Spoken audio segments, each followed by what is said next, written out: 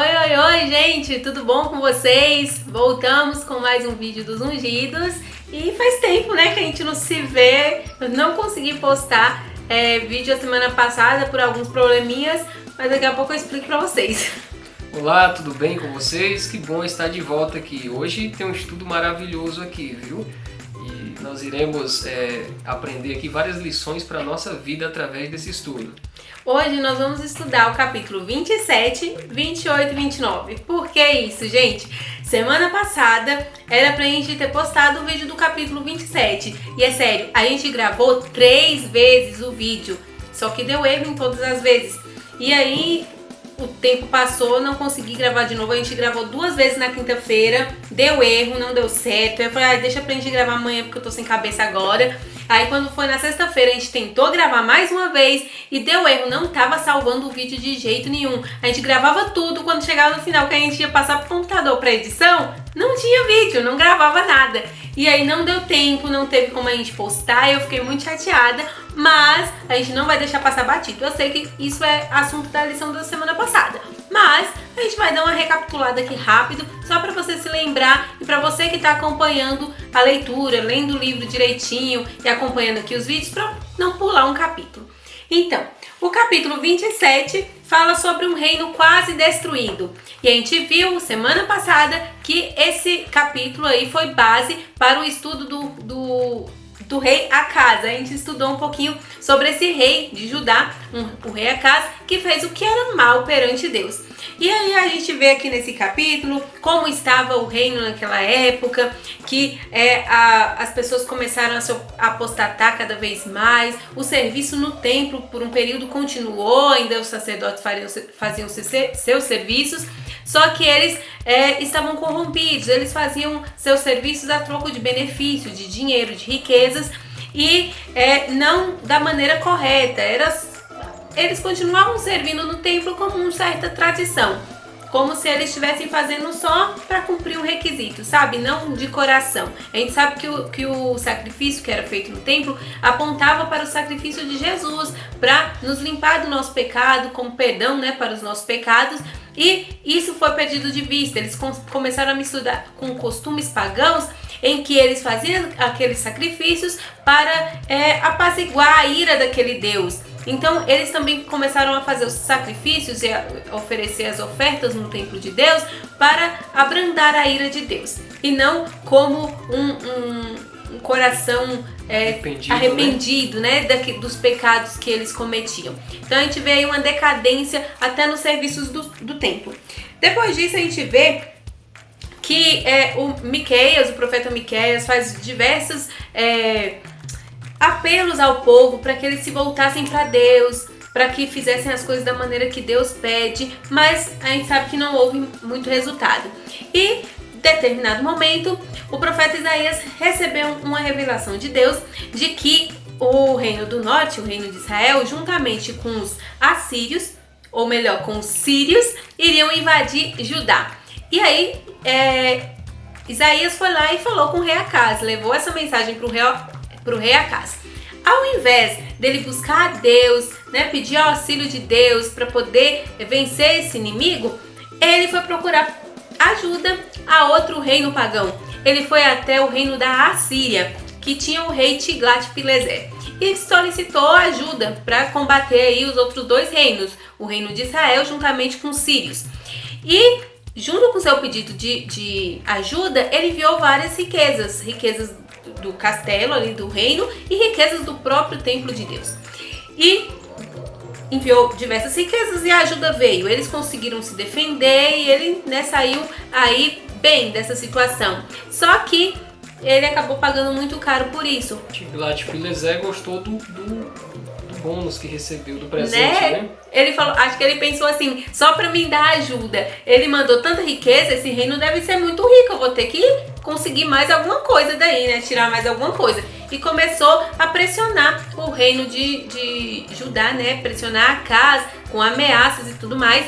E Acaz ficou tão assim, ao invés dele mais uma vez uma oportunidade dele buscar ajudar Deus, não, ele começou a oferecer sacrifícios para os deuses pagãos. E uma das coisas que ele fez que eu achei assim o fim da picada foi que ele mandou fechar o templo do Senhor. Ele mandou fechar, fechou a igreja, fechou o templo do Senhor e começou a construir altares e templos para deuses pagãos. E com isso, com seu exemplo, a maioria do povo seguiu o exemplo do rei e também se apostatou. Mas algumas pessoas continuaram sinceras.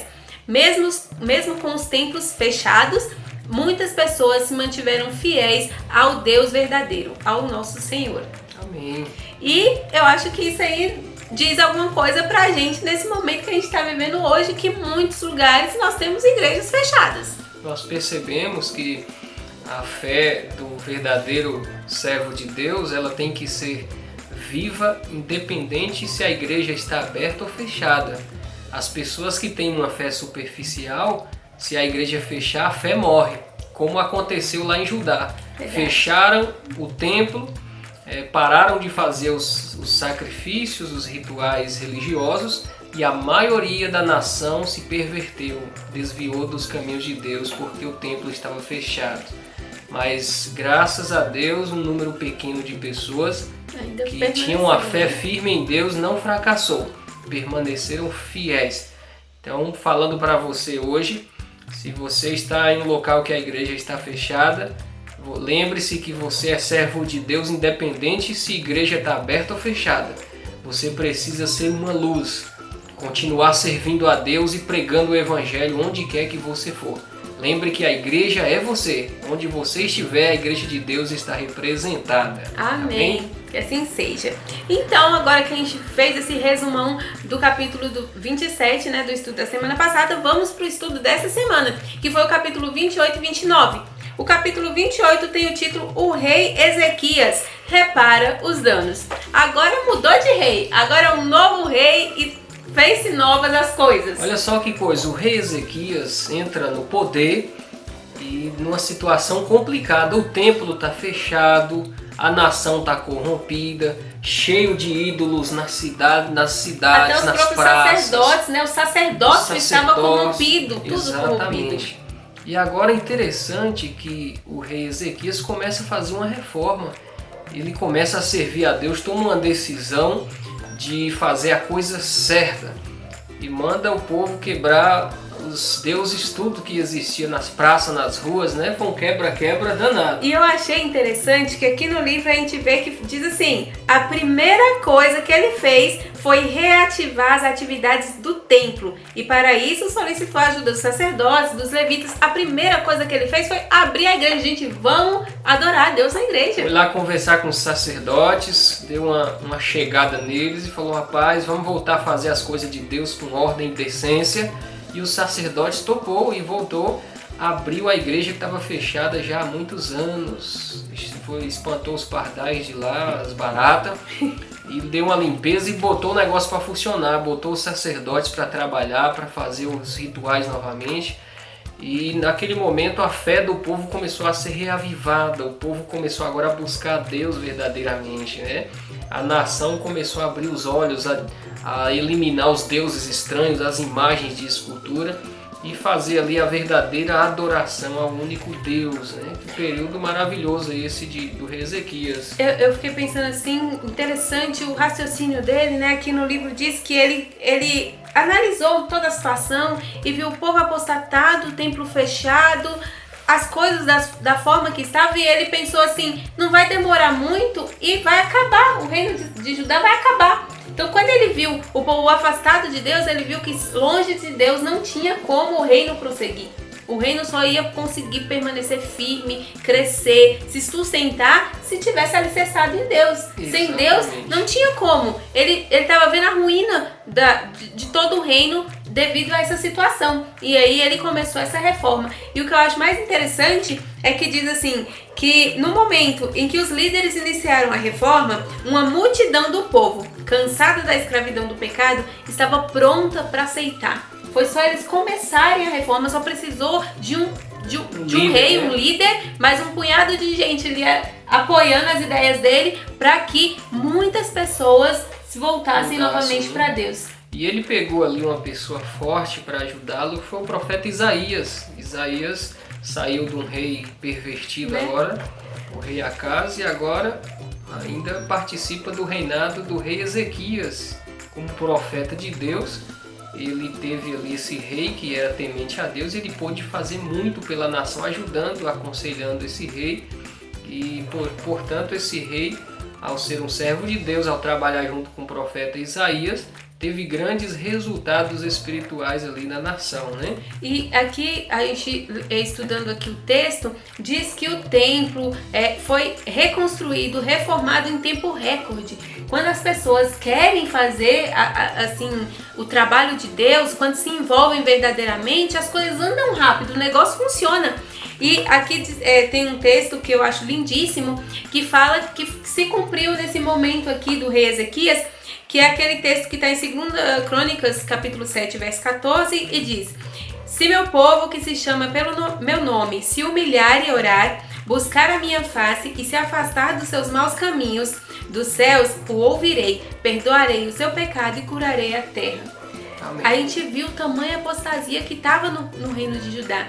Estava em uma situação, a gente viu lá que o rei chegou a oferecer seu próprio filho como holocausto para um deus pagão. Então a gente vê o tamanho da degradação. Deus poderia ter feito como ele fez com Sodoma, com Gomorra, e destruir essas cidades. Mas não, ele teve clemência, misericórdia, esperou e enviou pessoas para que alertasse o povo. E assim, quando o povo clamou a Deus, pediu perdão dos seus pecados, se humilhou, Deus perdoou e sarou a terra. Ele reconstruiu ali Judá, que estava quase que em cinzas, em degradação, assim, de tudo. Exatamente. E eu achei interessante aqui também falando que a segunda coisa que foi feita foi a restituição das festas, em especial a Páscoa, que diz que depois desse período de apostasia, ninguém comemorou, ninguém fez mais a Páscoa. Nesses períodos, o povo sempre deixava os rituais religiosos, não guardava mais o sábado, não guardava mais os mandamentos de adoração somente a Deus, e virava uma perversão total, né? E aí agora a gente tem aqui a restituição da Páscoa, que a gente sabe que também é o símbolo da libertação. Foi a libertação dos escravos, né, dos israelitas quando estavam sendo escravos no Egito, mas é o símbolo de libertação do pecado de cada um de nós. Quando nós comemoramos a Páscoa, nós estamos celebrando quando Jesus venceu o pecado na cruz. Né? Então a Páscoa para eles lá, quando Jesus não tinha vindo ainda, apontava para esse sacrifício de Jesus, né? que viria posteriormente. E hoje nós comemoramos o sacrifício que já aconteceu. Então era uma festa muito importante, e eu achei muito interessante que o povo se envolveu, festejou a festa. Assim, normalmente durava uma semana, mas quando estava no final da primeira semana, eles falaram: não, o negócio aqui tá bom demais, vamos continuar com a festa. E eles fizeram uma Páscoa de 2 semanas, foram 2 semanas de festa. E lembrando que nessa festa era uma festa de consagração. É uma festa de adoração, de reavivamento, de louvor a Deus. A doutrina, o ensinamento da Torá, do livro das leis, né? Dos livros de Moisés, estava trazendo o ensinamento para o povo. Então essa semana de festa era uma festa de aulas, era festa e ensinamentos, doutrinamento.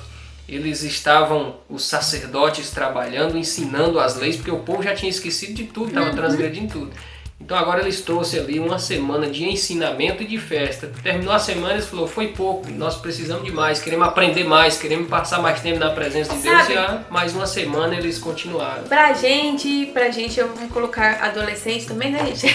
Pra gente, adolescente, que muitos são desbravadores, é como se fosse um grande campuri. E aí tava todo mundo lá, um campuri de uma semana, ouvindo a palavra de Deus, louvores a Deus, com comunhão com nossos irmãos. E aí passou uma semana, o povo falou: não, esse negócio tá bom demais, não vou parar não, eu quero aprender mais. E aí se estendeu por mais uma semana. Foi mais uma semana de orientação, de ensino da palavra de Deus, com muita alegria, louvor, porque o povo de Deus, quando nos reunimos para falar de Deus, não é com tristeza, não é com lamúria, é com alegria. Aprender de Deus é alegre, é um momento de alegria que nós estamos passando com aquele que nos criou. Então, eu imagino que deve ter sido assim um baita de um campuri maravilhoso. E ali era campuri mesmo, porque as pessoas vinha vinham de fora. todas as cidades vizinhas e acampavam ali, de acampamento. É isso que eu ia falar. Tipo, essa celebração toda acontecia em Jerusalém, a cidade de Jerusalém, onde tinha ali o templo. E a gente sabe que nesse momento da história do povo de Israel, nós temos essa divisão dos reinos. Nós temos Jerusalém, que ficava em Judá, junto com a tribo de Benjamim, que formava o reino de Judá. E aí a gente tinha todas as outras 10 tribos que formavam o reino de Israel. E as festas aconteciam em Jerusalém, em Judá. E aí o que ele fez? O rei Ezequias mandou cartas para todo Israel, para todas as tribos, todos os lugares, convidando todo mundo para fazer parte da festa. A gente sabe que o reino de Israel estava muito mais apostatado do que o reino de Judá. Então muitos não compareceram, mas ainda tinha gente fiel em todos os lugares. E vieram, aqueles que eram fiéis a Deus vieram para participar da Páscoa ali em Jerusalém. Não foi esse campurizinho aí de associação. Não, gente, isso aqui é união, mundial. Isso aqui foi uma coisa de divisão. No mínimo divisão sul-americana. Coisa grande. Coisa grande, top. Ele ia falar, aí tipo assim, fala. Ela precisa deixar eu falar um pouquinho, né? O próximo capítulo tá interessante. Não, eu queria falar um pouquinho, vou deixar ela finalizar esse capítulo pra gente entrar no outro. Então, aí teve todo esse campurizão maravilhoso que teve. E que eu ia falar, gente, eu perdi. Ele me cortou e eu perdi. Tá vendo, rapaz? Olha Pode aí. falar, se eu lembrar eu falo depois. Olha aqui, o rei Ezequias, por mais que era um rei bom, um rei temente a Deus, vai acontecer uma coisa terrível na vida dele. Ele adoeceu, está no próximo capítulo. No próximo capítulo, deixa eu falar o título. O próximo capítulo tem o título Visitantes veem o que não devia. Os visitantes veem aquilo que não devia. O rei adoeceu e o profeta Isaías imediatamente foi visitá-lo e disse para ele assim, olha, Deus mandou te avisar que você colocar a sua vida em ordem, as suas coisas em ordem, porque você não vai escapar não. A doença que você tem é muito séria. Era uma doença que não havia cura, não menciona qual o nome dela, mas nenhum especialista em saúde da época soube detectar que doença era e não soube também achar cura. Então Isaías, profeta, foi avisar para ele, Deus mandou avisar que ele iria morrer. Talvez seria o momento dele descansar, agradecer a Deus pela oportunidade de servir a Deus e ter consertado muita coisa, feito a diferença. Talvez seria o momento para isso, mas como todos, assim como eu e você, morre de medo da morte, ele também era assim. Então ele chorou, amargurado, pediu socorro, clamou a Deus. Antes que o profeta saísse de lá, Deus falou com o profeta, volte lá e fala com o rei que eu não vou levar. Ele não vai morrer mais não, vai ter mais 15 anos aí, vai viver mais 15 anos. Eu ouvi o choro dele, ouvi o clamor e eu vou curar ele não vai morrer mais. Sabe o que eu achei lindo nessa parte? Que Deus nos ouve assim, todos rápido, os momentos, né? É rápido, gente. Se você tá clamando a Deus e ele não te respondeu ainda, é porque não é o momento. Porque quando ele tem que responder rápido, é imediato. Ai meu Deus, o profeta não tinha nem saído na rua ainda, tava descendo a escada e voltou pra trás e Deus já deu a resposta. Isso é o pai que olha pro filho desesperado, né? Qual é o pai que vê um filho desesperado pedindo socorro que e não ajuda ajudar imediatamente? Deus é isso, ele fala lá no próprio Jesus, fala que Deus sustenta os passarinhos, como não vai sustentar os seus filhos, né? Verdade. Então assim, o pai que vê o filho desesperado, o pai que era Deus vendo Ezequias desesperado, chorando, com medo de morrer, angustiado, clamando, ele socorreu imediatamente. Ele socorre qualquer um que pedir desesperadamente, ele socorre sim. E aí o profeta falou para ele ficou feliz da vida, não vai morrer mais agora, mas, né? Será? Será que vai dar certo isso aí? Ele ficou feliz e continuou a obra trabalhando. Mas ele pediu uma prova a Deus. Ele pediu uma prova. Porque ele ficou muito, será que isso aí mesmo, gente? Isaías fez uma proposta para ele. Você quer que a sombra da escada volte ou avance? 10 graus, né? Parece. 10 degraus, né? Essa sombra, ela era um relógio que era usado na época, né? Eu não conheço como funcionava. Eu vou ver se eu acho uma imagem, eu coloco aqui em algum lugar pra vocês. Mas eles usavam como relógio. E para essa sombra avançar, me corrija se eu estiver errado, era fácil, mas para recuar era mais difícil, é isso mesmo, né? É tipo assim, na verdade, só daria para avançar, não tem como a sombra do relógio voltar, porque seria como se o mundo estivesse voltando, né? É porque o nosso planeta ele gira, né, gente? E aí, conforme ele vai girando, o dia, o sol muda de posição. Então, é como se o nosso planeta estivesse girando, sei lá, assim, e aí voltasse para poder a sombra voltar. Então tem como avançar? Tem, porque de qualquer forma vai avançar. A única coisa seria que avançar um pouco mais rápido. Mas para voltar é impossível, então é mais difícil que volte. Então o rei pediu uma coisa impossível. Olha, se realmente foi Deus que curou mesmo, se eu tô curado mesmo, me mostre através da sombra que vai voltar 10 degraus. E aí ele olhou para o relógio lá, para a escada e a sombra voltou 10 degraus. E ele acreditou realmente. 10 graus, acho que é graus que fala aqui. Ou é graus, né? É, 10 coisa graus. Assim. Mas enfim. É degraus não, tá degraus, certo, né? 10 degraus. Então a sombra voltou e ele ficou feliz da vida, Deus me curou e tal. E a fama dessa cura se espalhou. As nações vizinhas ficaram admiradas com essa cura que aconteceu com ele, porque todo mundo sabia que ele ia morrer. E aí a gente pode perguntar por quê? Que isso tem a ver com o título? Visitantes veem o que não devem. Porque quando isso aí estava acontecendo, tinha um povo que morava na região próxima, que estava ali por perto. E entre eles tinham sábios astrônomos. E aí eles, nesse momento em que estava acontecendo tudo isso, eles estavam ali próximo e eles viram a sombra voltando. E eles falaram assim, oxi, como é que é isso? Como é que essa sombra voltou? Aí, eles estudavam os astros, eles sabiam que isso era impossível. E aí eles foram, depois que tudo se resolveu, que o profeta foi falar com o rei, que ele ia viver mais 15 anos, o rei estava feliz da vida. Quando o profeta foi embora, esse povo aí foi lá ter uma audiência com o rei para saber o que estava acontecendo. Como assim voltou 10 graus? Esse era o momento, queridos, do rei testemunhar sobre o poder de Deus. Deus deu essa cura para ele, essa oportunidade para que as nações vizinhas conhecessem o poder de Deus. Era hora dele falar para aqueles caras, olha, foi Deus que fez isso, o nosso Deus é poderoso demais, ele faz milagres, ele que criou os céus e a terra, ele que abriu o mar vermelho. Era hora dele testemunhar, mas sabe o que ele fez? Ele, ao invés de testemunhar, fez o quê? Foi mostrar as riquezas do palácio. O povo visitante de fora, sábios, ele quis mostrar que o reino dele era poderoso, que ele era rico. Que eles foram querer saber o motivo da cura. Da cura ele nem falou nada. Eles estavam estudando as estrelas. E viu aquele acontecimento estranho. Eles foram lá saber o motivo da cura. Eles queriam...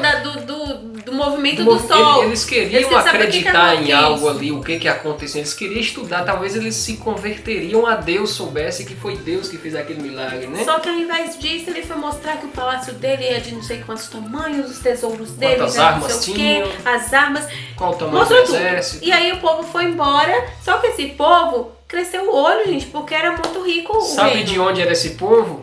Da Babilônia, povo, gente. Babilônia. E para bons entendedores aí, quem já estuda a Bíblia há um tempo sabe que o reino de Judá vai ser invadido por quem? Babilônia. Meu Deus do céu, gente, esse povo cresceu o olho. Mas Deus mandou o profeta Isaías de novo falar com Ezequias. Ezequias.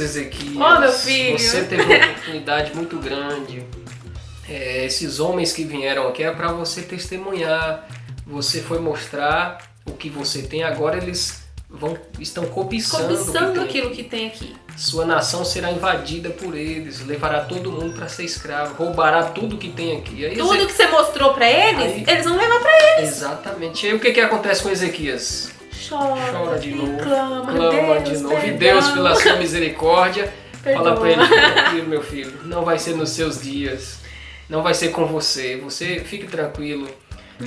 Mas infelizmente a consequência vai vir depois, vai ser invadido sim, mas não vou deixar isso acontecer enquanto você estiver reinando. E aí a gente pode pensar assim, mas mesmo ele se arrependendo, Deus vai deixar? Mas isso não é Deus que fez, não é um castigo, é a consequência. O povo lá já tinha visto as riquezas, o povo já estava cobiçando as coisas, então não tinha mais o que ser feito. E Deus é misericordioso. Se os próximos reis tivessem clamado a Deus igual a Ezequias, talvez Deus também não teria deixado.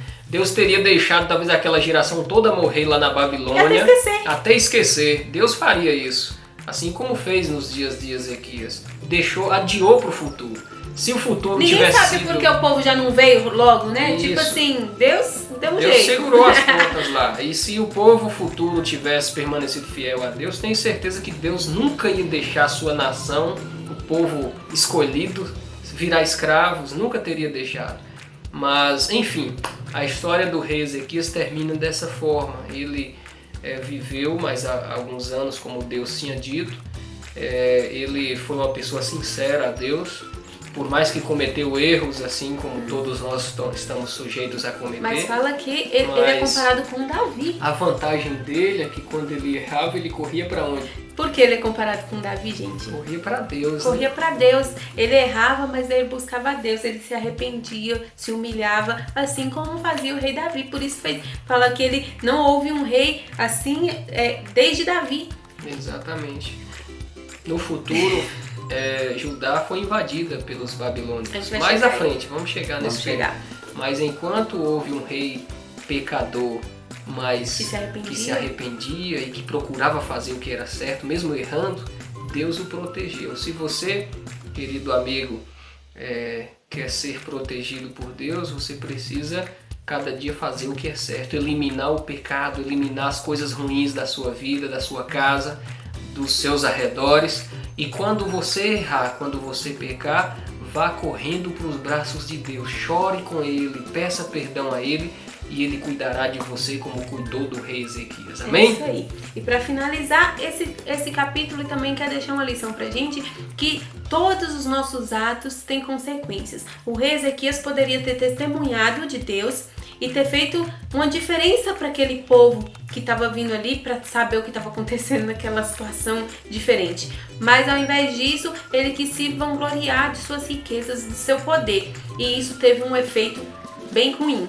Então, que nós possamos pensar antes, assim, todas as minhas atitudes, as palavras que eu falo, a forma que eu trato as pessoas, como é que isso vai ser? Toda ação tem uma reação. Qual vai ser a reação dessas minhas ações? Então, que a gente possa meditar nisso e que nós possamos fazer tudo para que frutifique, para que sejam coisas boas, para que a gente possa testemunhar do Deus a qual nós servimos. É isso, gente. Finalizamos a lição dessa semana, o estudo aqui dos capítulos dessa semana. E o vídeo, eu tenho certeza que ficou muito grande, mas espero que você tenha gostado, que possa ter esclarecido alguma coisa pra você, que você possa ter entendido mais desse momento aqui da história. E se você ainda não é inscrito aqui no canal, eu peço que você se inscreva para que você não perca os próximos vídeos. A gente começa uma nova lição agora essa semana, e a lição da escola sabatina. Semana que vem tem mais vídeo dos ungidos, e a gente tem aí cada dia ferramentas, coisas para nos ajudar a aprender mais sobre a palavra de Deus. Então, espero que você tenha gostado e eu encontro você aqui no próximo vídeo. Um beijão para todos vocês. Não se esqueça de compartilhar o vídeo com seus amigos. E curta aqui. Você Deixe seu comentário. É membro do grupo de leitura lá no WhatsApp, comente lá o capítulo que iremos ler durante a próxima semana, tá bom? Isso aí. O grupo tá muito parado. Verdade, então, vamos interagir. Se você está lendo, comente o que você entendeu. Nós estamos postando os vídeos toda semana com um resumo, né, desse capítulo, e está sendo muito bom. Então que Deus te abençoe, um grande abraço para vocês e até a semana que vem. Tchau. Tchau.